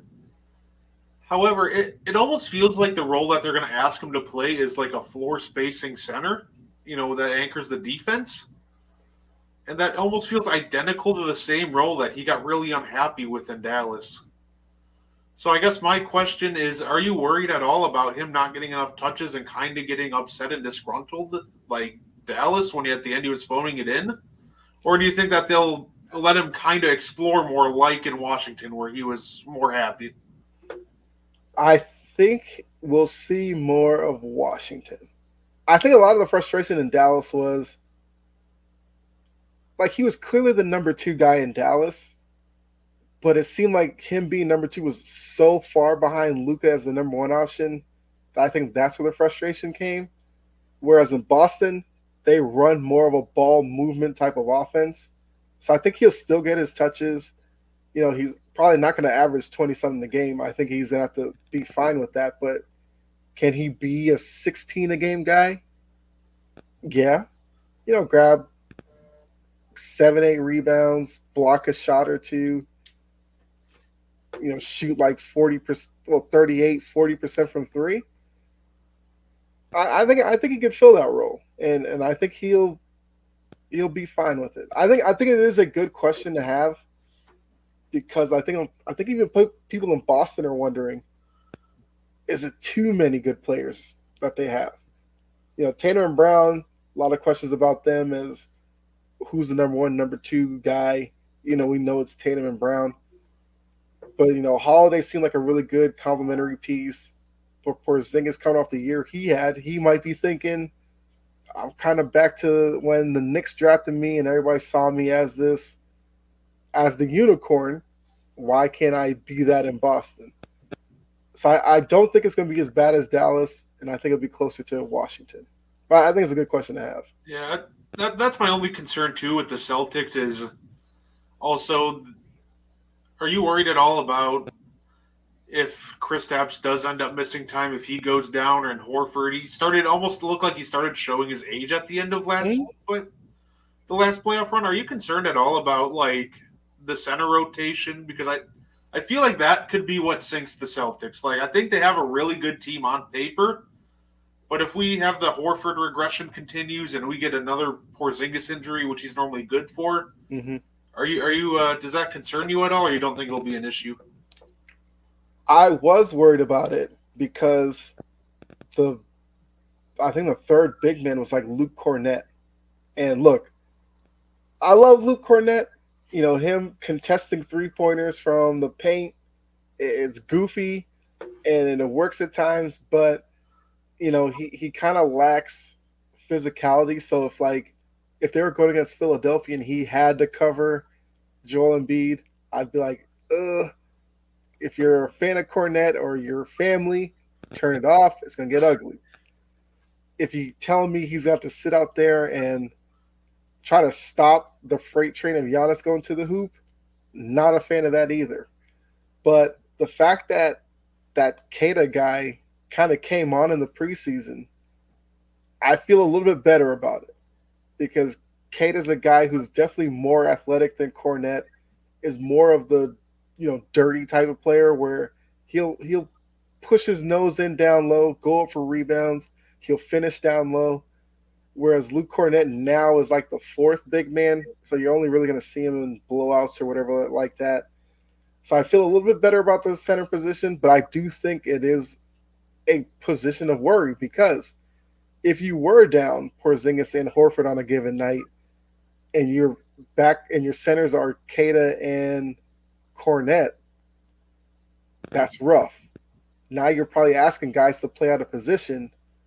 I don't even know where they would turn. Like if you go small ball and throw, I don't know, like a Brissett or somebody of like I don't even know what they would do. So maybe they have to find somebody off the free agent heap or call DeMarcus Cousins. He's the fifth best. He's a top 5 center in the league apparently, even though he's not in the league. Dude, it's funny you said that because I saw that and I made an entire list of centers that I think are better than DeMarcus Cousins, and I went through like every center, and I think I had like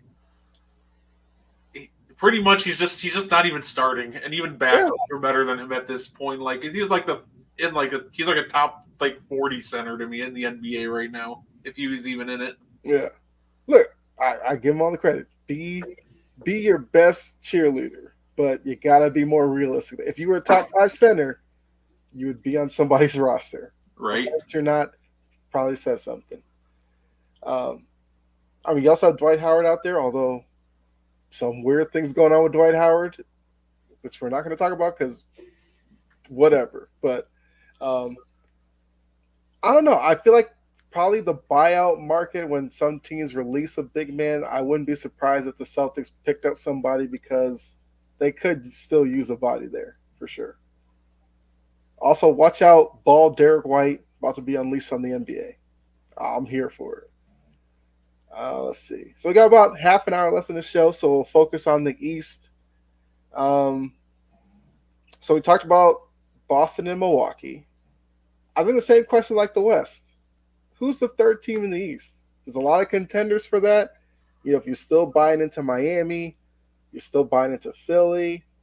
I feel like everybody's kind of niche pick is Cleveland. You got Indiana that's showing a lot of promise. So who do you think's the third best team in the East? I think the right answer to that, and this one's tough. Part of me almost wanted to say Philly, but they're not. I'm not taking them serious until they figure out that James Harden Yes. situation. They need to move on from that, and then I will gladly say that because I do think the answer is Philly. It still feels like the answer is Philly, and I want to say Philly, but there's just that big dark cloud named James Harden that's just looming over them. So like I feel like I'm gonna stick with Philly. I think that's the right answer because they still have a nice squad. Not many people can say they have a guy as good as Tyrese Maxey. You still have the reigning MVP in Joel Embiid. Tobias Harris is a very good player if you use him properly. Mm-hmm. I'll still go with Philly, but they got to get that James Harden situation under control. Yeah, I agree with that. I'd probably lean Philly because of the Joel Embiid factor. Because I want to say Cleveland, but I feel like Embiid kind of has his. Well, I mean, Jared Allen has the height to deal with him, but it's just he's not a big guy. Mobley, I need to see more from him offensively before I can really say they're the third best team. I'm not buying in on Miami. I think Indiana is like the cool pick, but I think it's a little bit early to really vault them up to 3. So I'll probably agree with you and say Philadelphia is the third best team in the East. Yeah, I think Indiana has a lot of great pieces going for it. I think they're headed in the right direction. Yeah. But I think it's too early to say anything besides play-in game for them. I don't see them cracking the top 6 either. I could see them sneaking into the play-in. Mm-hmm. I do believe in them that much, but I can't see them being anything higher than a play-in exit. That's interesting. Because I feel like for me, it's like I remember last year when Halliburton was healthy, they were like a 5 seed. Which seemed about right. And then, Halliburton got hurt and the season just went completely in the toilet. But I'm like, if Halliburton's healthy now, you bring in Bruce Brown. 5 seeds seems about right for them. So I don't know. I feel like they're probably a better team than the play-in. But that is interesting to bring up, whether or not they're a play-in team. Which, I mean, here in a little bit, we'll kind of go through the East like we did at the West, and we'll see. But, yeah, Indiana's an interesting team. Yeah, they're relying on a lot of young talent. I think that this season could go so many different directions. Like, I could very well be wrong, and they are a top 5 seed, but I got to see it first. I got to see more from them. Yeah. Yeah, I think they're a team that would really need a hot start.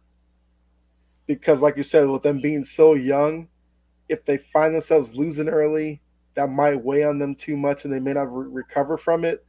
But if they get out to a good start, they may start feeling themselves to the point that they start playing over their head and kind of stay up there. So, yeah, I can agree with that with Indiana. Let me see. Is there another team that's really in that conversation?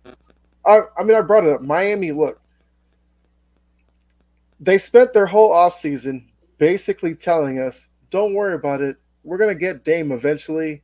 We know Portland's trying to play hardball, but we're the only team that's going to really be a factor.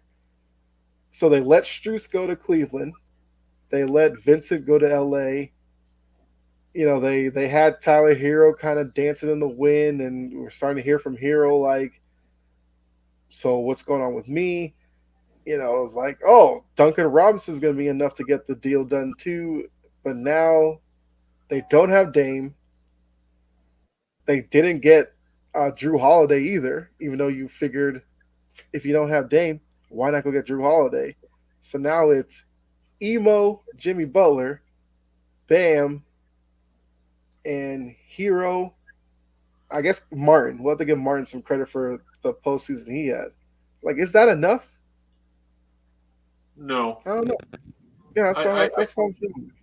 I just think the straight up answer to that is no. Like, I think they're I'll give Jimmy Butler enough credit. I think they'll be back in the play-in, but I almost don't even want to say that, but I want to give Jimmy Butler and them his flowers. So I'll say they're a play-in team, Hmm.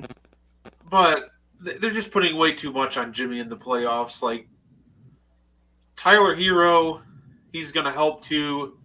But I think outside of those two, who are you going to look to create your own shot or get, generate consistent offense for you? Bam's not going to be able to do it. He hasn't shown any semblance of being able to do it. They just don't have another guy on the roster that can really do anything except kind of stand there and wait for somebody else to create for them. Yeah. But it's like all these NBA analysts are like, oh, don't sleep on the Heat. When you count out the Heat is when you get in trouble. And it's like, I kind of feel comfortable being out on the Heat this year because just look, I get it. Heat culture. They have Spoelstra, they have Pat Riley, but eventually it comes down to talent on the court. So unless Caleb Martin takes this crazy leap and becomes, I don't know, like a Jordan Poole, back the good Jordan Poole, or one of these guys who's like lightning off the bench, unless they're going to win games like in the 90s when it was like 89 to 87, I don't think they're going to score enough to win consistently in the NBA in 2023. That's just me. I don't know. Yeah, the offense just isn't going to be enough. I think you still have a fine defensive team to build around. Mhm. When you have Jimmy, Bam, Kyle Lowry can still give you a little bit of something on that end.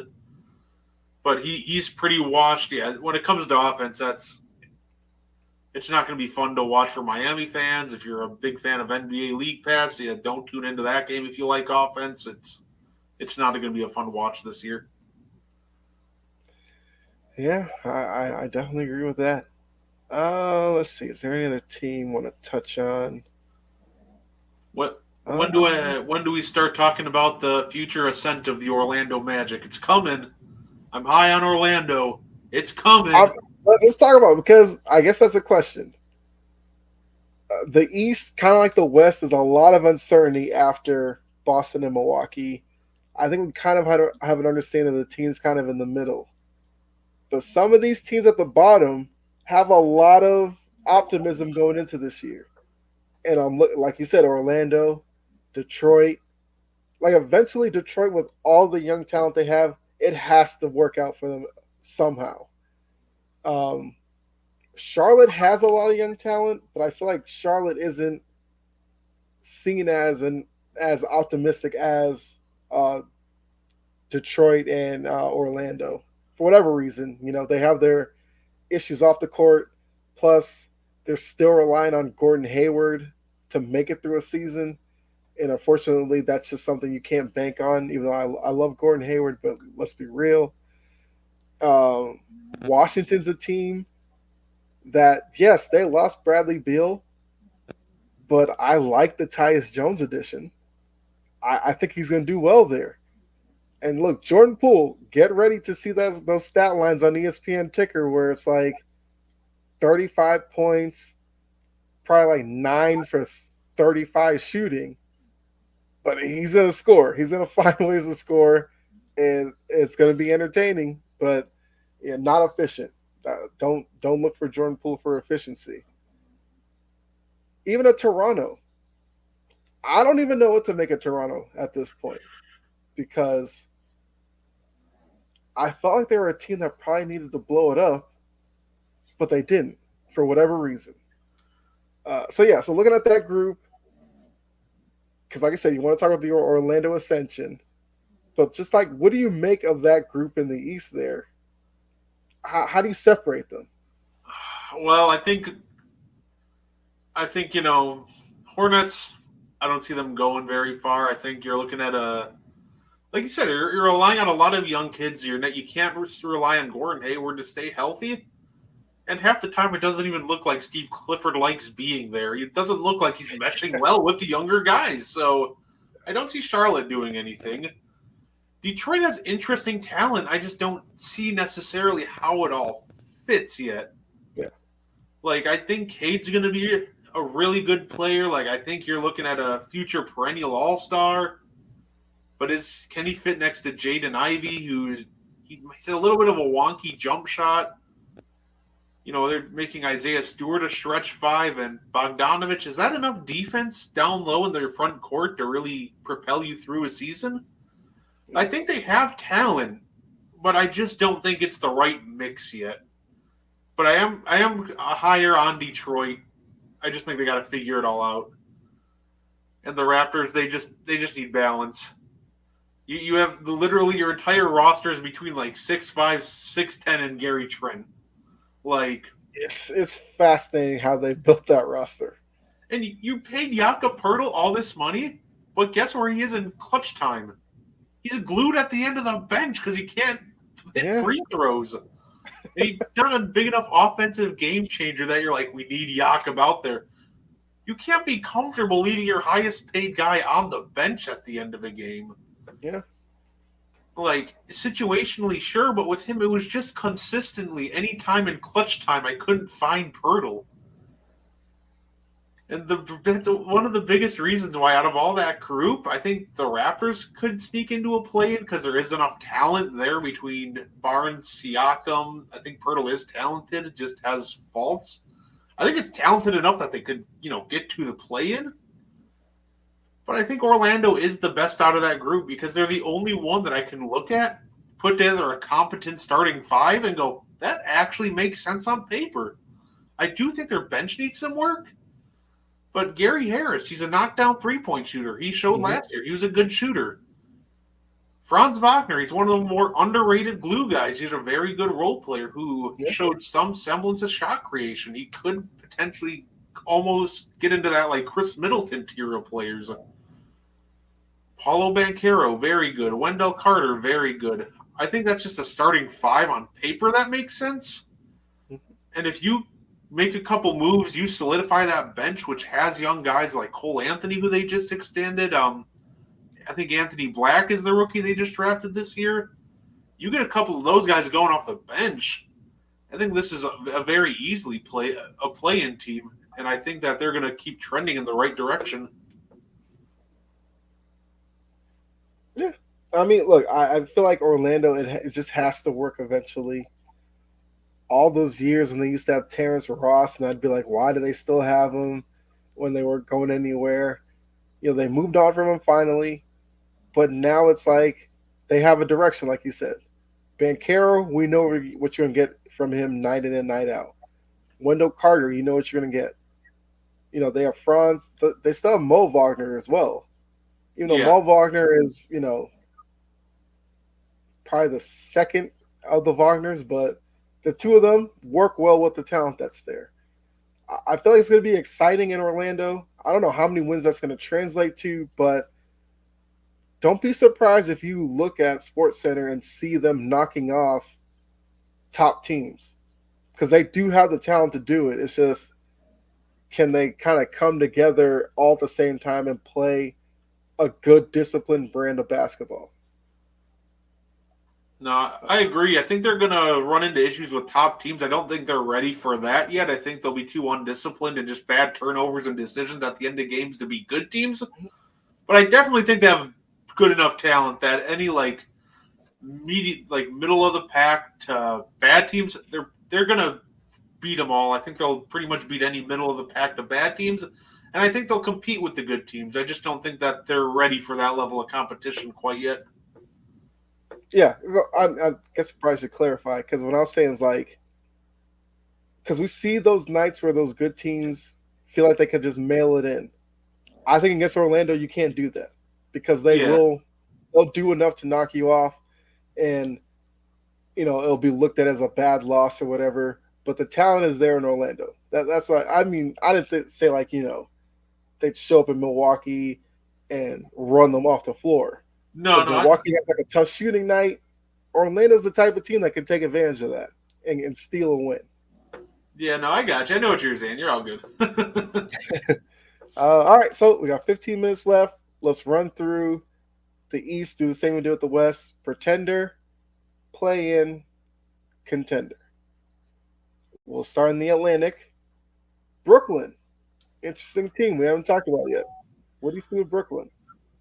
I think the answer to that is Pretender. I think they don't have enough playmaking, and they're going to have to rely a lot on Ben Simmons to produce that. But can you rely on Ben Simmons for an entire season? That's questionable. So I think the answer is Pretender. Yeah, I mean, I think the interesting thing about them is like, if you look at Brooklyn's roster, it's like they have maybe a number one in Mikal Bridges. After that, it's a lot of twos, probably threes. And in a league where we're seeing the best teams having established guys, Brooklyn's going to try to come at you with waves of players, whoever's hot, ride the hot hand, and see if they can cobble together enough points to win games. I agree. I'm going to say Pretender, but it's interesting Brooklyn's approach to this. Post KD, Kyrie, Harden, Simmons, post all of that. I think they're not in a terrible starting position, but they definitely need some upgrades on that roster. So I'll agree Pretender. Raptors. We just talked about them, but they have enough talent to get to the play-in, but that's about it. They're not going any further than that. Yeah, I agree. Playing's their ceiling. The days of them being top team that finds a way to get there with Nick Nurse and Kawhi and all that, those days are gone. They're in a rebuild without really wanting to go through a rebuild. The Knicks, interesting team, playoff team. I think they're a team I'm looking at. If everything breaks right, they could be a team that makes a deep playoff run. I'm not going to say they're a title contender because I think it's premature. I'm not going to believe in any team with Julius Randle still as a main option as a title contender. I just think he dominates the ball too much and gets too little results out of it. But I do think that this is a team that it's a playoff team. If they get the right matchups and things break right, they can make it to the second round, or maybe even if a key injury or two, they can make it to the conference finals. I agree. I mean, I'm one of those who's like, I'll believe in them more when Randall's gone. Until then, I think their ceiling is like 5-6 seed. Depending on matchups, maybe they get out of the first round. Celtics, I guess we can agree contenders. Like we can move on from there. Yeah. The Sixers, pretenders. They're always a team every year. I want to say contenders, but it all comes back to this James Harden situation. It's just kind of awkward. And even if they trade Harden, is Maxey ready to be the lead guard on a championship team? I think he has a bright future, but that's not a role he's ever stepped in before. So that's uncharted waters for him. So I'm unsure if he's going to be ready for that role. So I'm going to go with pretenders. Yes, I definitely agree. If Harden's on the team, they're definitely a pretender. If he gets traded or retires, which whatever. But if he's just gone, they're still a pretender, but the future looks brighter. So I agree. Let's go to the Central, the Bulls. Look, the Bulls to me, clear pretender. I don't know what direction they're going in. They're another team like the Raptors. I feel like should have probably blown it up, and for some reason they just don't want to. Yeah, that team are easily pretenders, and they're going to be like the last. I want to say that they're probably going to be like the last play-in team. They still have enough high-end talent to probably propel them against all the bad teams and mid teams to get to that last play-in spot. Mm-hmm. And I'll even put the Raptors one step above them, though, because I just don't believe in them at all. Like, who's your stopper? Like, I know Caruso's there, and I know Javon Carter's there, but both your stoppers are like 6'3" or 6'4" and under, and that's not a recipe for success in the NBA. Yeah, and look, Patrick Williams wants big money, but he hasn't done a thing to warrant the kind of money that reportedly he's looking for. I don't know who his agent is. Fire that man, because he's feeding him crazy lies right now. God, I don't know what's going on in the NBA. Everybody wants big money but doesn't want to produce for it. I don't Right. get it. Cleveland up next. Man, they're interesting because I want to say contenders. I really do. But I just can't. I don't think that Allen Mobley look just functions in the playoffs. We saw it last year. You can just Mhm. kind of just crush the paint and force long jumpers. But also, it's going to come down to Evan Mobley. I need to see some development on his offensive game. And I think a big thing that they'll have to do is, I think, if a team needs a center, ask for Jared Allen. Because I Yeah. think if you want to maximize Evan Mobley to his fullest potential, he's going to have to be a center or surrounded by 4 shooters. If you do that, I think he does much better. But this Allen Mobley pairing in the playoffs just doesn't work. So I'm going to say pretenders. I'll say the same thing.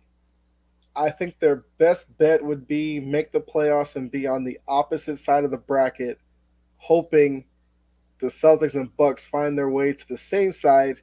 One of them takes out the other. Cleveland can kind of, go through like the Knicks or something like that. If not, yeah, I don't think they really have a shot right now. The Pacers. Oh man, I want to say they're pretenders, but I think they'll be like the first play-in team. I think that they're a phenomenal team. There's a lot of young talent. I also think there's a lot of question marks. I believe in Tyrese Halliburton, Brown, Heald, Turner. I believe in the talent enough to put them into the top play-in spot. But I'm just not sure how much further up I can put them. Realistically, I think you said it earlier. It's about accurate. They could probably hit about the 5th seed, but I'm going to say first play-in spot for them. I'm as pretenders as well. I think they get the 6th seed, avoid the play-in. Detroit. Pretenders, they're too young and they need to figure out their center issues. I like Isaiah Stewart, but watching James Wiseman and Marvin Bagley battle for backup minutes is brutal. Yeah. I also hate the stretch big Isaiah Stewart playing. I don't get it. Yeah, that's not his role either. So they have talent. They just got to figure out how to condense it and actually make it functional. Yeah. I agree. Pretender. Maybe they sneak into the play-in.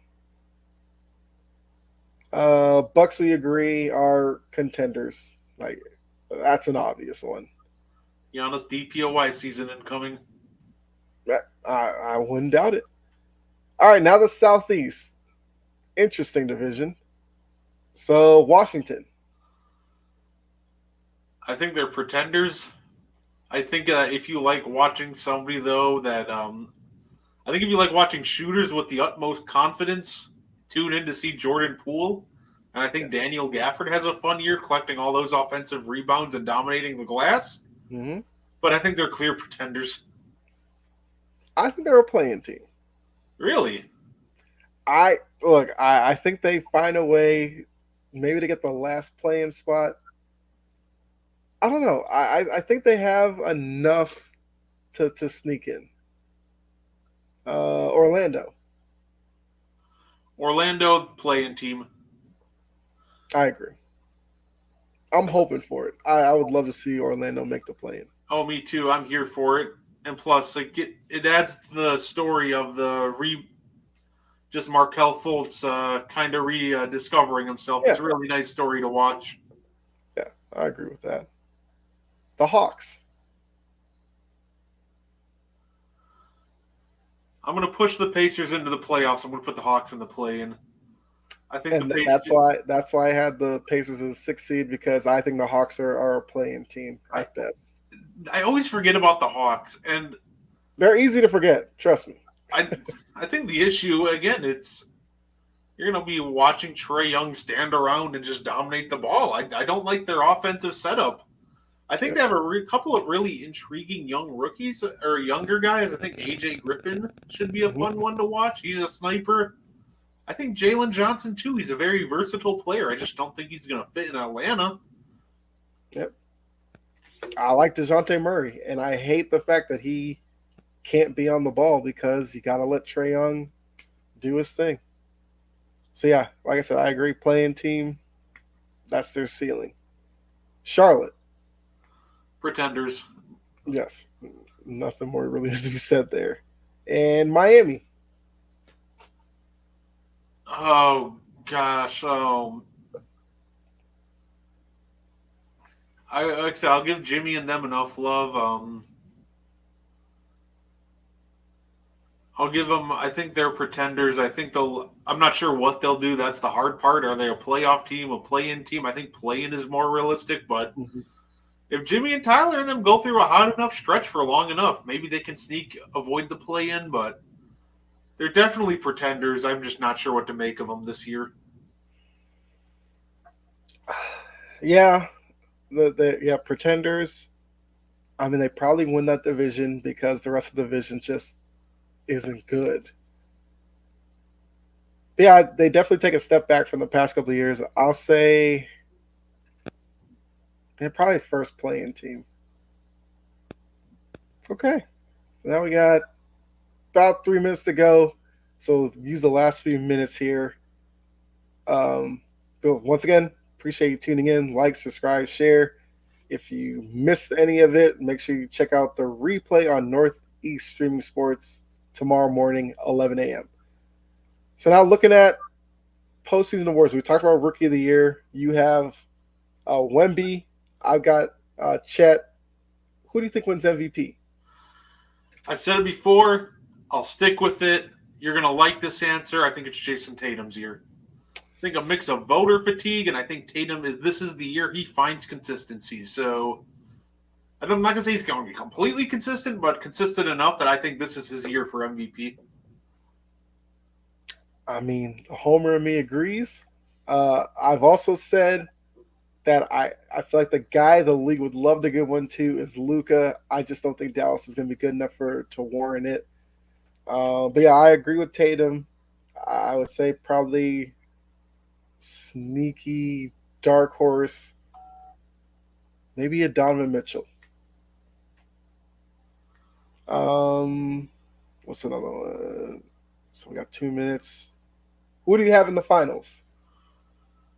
Right now in the finals, honestly, I just keep it simple early in the season. If I had to pick all the teams on paper right now, give me Bucks Nuggets. Okay. I think those are just the two clear best teams right now, but it'll be fun to see how the season plays out.